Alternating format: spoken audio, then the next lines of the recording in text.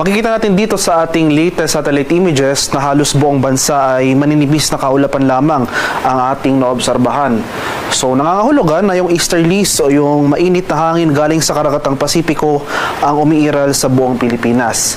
Kaya for the next 24 hours, magpapatuloy itong generally fair weather sa buong bansa maliban na lamang sa mga tsansa ng isolated rain showers or thunderstorms, lalong-lalo na dito sa silangang bahagi ng Pilipinas. At sa kasalukuyan, wala pa naman tayo monitor na low pressure area o anumang sama ng panahon na maaring maging bagyo sa mga susunod na araw. At para naman sa magiging lagay ng ating panahon ngayong araw dito sa Luzon. So for Metro Manila and the rest of Luzon, magpapatuloy itong generally maaliwalas sa panahon ngayong araw. Bahagya maulap hanggang sa maulap na papawirin. Sasamahan lamang yan ng mga biglaan at panandaliang pag-ulan na dulot ng thunderstorms, especially nga dito sa eastern section. Maximum temperature forecast para sa luwag ngayong araw, posibleng umabot ng 32 degrees Celsius. 34 degrees sa Tuguegarao at 23 degrees Celsius sa Baguio City.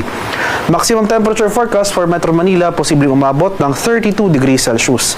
30 degrees sa Tagaytay at 32 degrees Celsius sa area ng Legazpi. Para naman sa Palawan, Visayas at sa Mindanao, ngayong madaling araw, nakapagtala tayo ng early morning thunderstorm activity dito sa ilang areas ng Eastern Visayas. So panandalian lamang yung mga pag-ulan na ito pero may kalakasan. Pero hindi natin ito inaasahan na magtatagal ng buong araw. So for Palawan, Visayas and Mindanao, for today magpapatuloy rin itong generally fair weather conditions. Mainit at malinsang ang panahon simula ngayong umaga hanggang sa tanghali.